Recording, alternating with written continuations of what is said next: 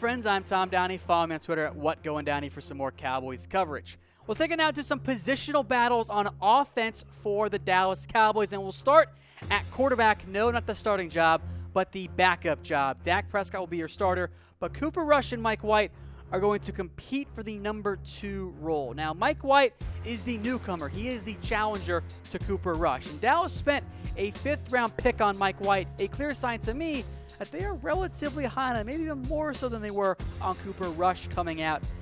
I think the Cowboys will keep 3 quarterbacks, but I think that Rush is the guy that's going to win the backup job. He has the most experience. He fared very well last year in the preseason. Unless White really shines, I think that Cooper Rush will be the backup quarterback for the Dallas Cowboys. White makes the roster, and then Dalton Stern, well, he is just a classic camp arm. I will be absolutely stunned if he makes the roster this year. On to receiver now, and Allen Hurns, Cole Beasley, Michael Gallup, those guys are all locks. Terrence Williams should also be safe for the Cowboys. So we'll start with Allen Hurns. We look at the top receivers overall, the top guys who could be that number 1, quote-unquote, wide receiver. Hurns has very high expectations for the Cowboys this year, or at least from the Cowboys this season, because the Cowboys need him to help take over for the loss of Dez Bryant, and I guess Jason Witten as well. Hurns can play outside and inside. If I'm guessing, he'll play more outside than inside this season. Not great production last year statistically, but he was banged up, and he did have Blake Bortles as a quarterback as well. Hurns, I think, might start the year as the number 1 guy, but he'll be challenged by players like a Cole Beasley, who will play both outside and inside this year, a little bit more outside than he has in years past. And unlike several others, Cole Beasley already has the trust of Dak Prescott. The chemistry and familiarity are already there. That should help Beasley early in the year, and he has to be better than he was in 2017. Michael Gallup, the rookie, is up next year, and he might not start the year as a starting receiver, but the expectation is that he becomes one by the end of it. And Gallup has high expectations among the Cowboys because he can be a reliable, at least number 2 receiver throughout his NFL career. He might, especially early on, and as we go along, I should say, he could be the 3rd receiver the Cowboys use in other packages, with Hurns and Beasley and Gallup there as your top options. Maybe not the instant impact you want, but I think by the end of the year, Michael Gallup could emerge as one of the Cowboys' top options at wide receiver. And then there's the big question mark around one Terrence Williams. Now, his future remains in question after his arrest, but it does seem more likely, at least as of now, that the Cowboys will elect to keep Terrence Williams. And he might not be suspended. If it does, it might not come for quite a while because, well, we know how the NFL tends to work there. And T-Will, yes, I know you guys don't like him at times because of the drops, because of the body catches and all that, and I get it. But T-Will is remaining one of the most productive receivers on the Cowboys from last year. So you don't just want to get rid of all of your production sans Cole Beasley. I think T-Will makes the roster, but he might be demoted into more of a number 4 wide receiver type role, along behind Gallup, Hurns, and Beasley by the end of the year. So, folks, let me know who you think will be the Cowboys' number 1 wideout. Is it Allen Hurns? Is it Cole? Is it Michael Gallup? Or is it T-Will? If you think it's somebody else, let me know in the comment section. Speaking of receivers here, how about the backup wide receiver role? Now, those are the top 4 guys that I think will make the roster.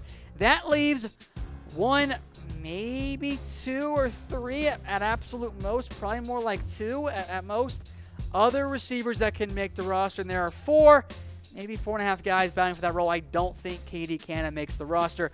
I know he's got some fans out there, but he's fast and needs a lot of work overall. I just don't think he's there yet as a wide receiver. First up is Deontay Thompson, the guy I feel most confident about making the roster. He is not guaranteed a roster spot, thanks in part to having a contract that is at least cuttable, even though it would be kind of a bad decision on the Cowboys' part based on when they signed him. But he offers the deep that the Cowboys have lacked. He and Tavon both have some good speed there. And if the Cowboys want to stretch the field more this year, Deontay Thompson could be the vertical threat the team has lacked in recent years, at least consistently lacked in terms of production. Thompson, though, is battling guys like Noah Brown, who has put the time in this offseason, but does face a tough path to actually make the roster. And those last few spots at receiver are going to be hotly contested. I like Noah Brown. I know that the Cowboys do, but he has to wow in the preseason, as does one Cedric Wilson. Now, he is a Bryce Butler type. He's got a little bit bigger size, not the same burner speed as a Deontay Thompson, but does have the good hands and the good catchability to be a true deep threat. But as a 5th-round pick, he might have to beat out Thompson to make the roster. If not, maybe the Cowboys try and stash him on the practice squad. And then one more guy I want to make note of here, that is Lance Lenoir. And Lenoir has upside here. He's got ability, coaching value as well. The Cowboys can be high on him. He's done actually pretty well during OTAs and minicamp. He is a dark horse to make the roster, but I don't think he's actually going to make it. Here are my projections with plenty of time to change those last 4 spots there. I'll give Thompson the number 5 spot, Noah Brown number 6.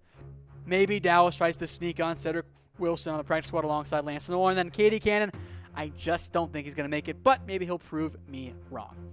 So which receiver, folks, do you think is most likely to make the roster? Is it Thompson? Is it Brown? Is it Cedric Wilson? Or is it Lance Lenoir? Use those reaction buttons and let me know in the comments section. All right, folks, today's show is brought to you by The Guild. Visit stayguild.com. Use promo code ChatSports for 15% off your next stay, kind of like a luxury Airbnb. That's stayguild.com, promo code ChatSports for 15% off your next stay. Getting out to the tight ends, and this is a wide open race here. We'll take you through a bunch of different options here at tight end. Blake Jarwin, he leads the way here. Again, these are my projections, so we'll spend a little bit less time on this. Blake Jarwin is at number 1. Jeff Swaim's at number 2.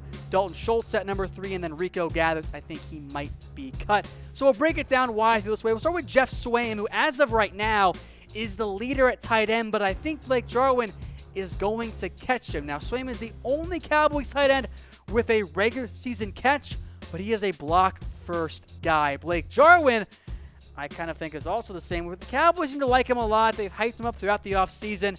And Jarwin, with the hype there, at least from the Cowboys' own staff and front office members, I think that makes him the most likely guy to be the number 1 tight end, even though the tight end will not play as big a role this year as it has in years past. The Cowboys are high on Jarwin. We'll see how he fares in the preseason, and it is worth mentioning the Eagles tried to take him last year off the Cowboys practice squad. Don't be surprised if Jarwin wins a tight end job early in the preseason or in the regular season.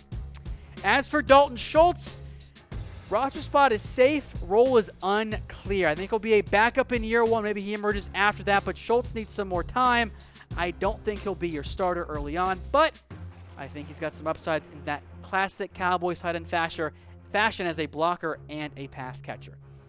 And then there's Rico Gathers. Now, if the Cowboys keep 4 tight ends, he's going to make the roster over David Wells. If they only keep 3, I have a tough time seeing Rico make the roster unless he really wows in the preseason. And as of right now, Rico's working with the 4s at tight end. He is behind Schultz and Jarwin and Swaim.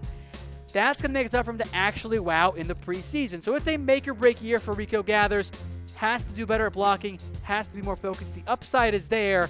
Hopefully he makes the roster because of his pass catching ability, but as of right now, I don't think Rico's going to make the roster, but I hope I am proven wrong because I love the upside he brings in the passing game. So down to the offensive line here. Focus on the interior battle going on. Zach Martin, Frederick Connor Williams, those guys are locked in. They're not going anywhere. They're going to make the Cowboys roster for sure this season. But beyond that, the backup spots are unclear. Now, I think Joe Looney makes it, but that leaves 1, maybe 2 spots for other interior linemen. Marcus Martin, Chaz Green, Kadeem Edwards, and Damian Mama. Let's start with Joe Looney. Now, his roster, or his contract, does not guarantee him a roster spot. $250K guaranteed. He can get cut, and it's not that big of a deal. But I think he'll be the top interior guy like he was last year because he can play both guard and center. As to can Marcus Martin. Now, he did not play last year for the Browns, but it was a classic Cowboys signing. A former relatively high draft pick who flamed out, gets another chance with Dallas. He, I think, is the front right now to make the Cowboys roster ahead of guys like Chaz Green. Now, I know some of you guys want Chaz Green gone, and I get it. The Cowboys are giving him another chance at both guard and tackle.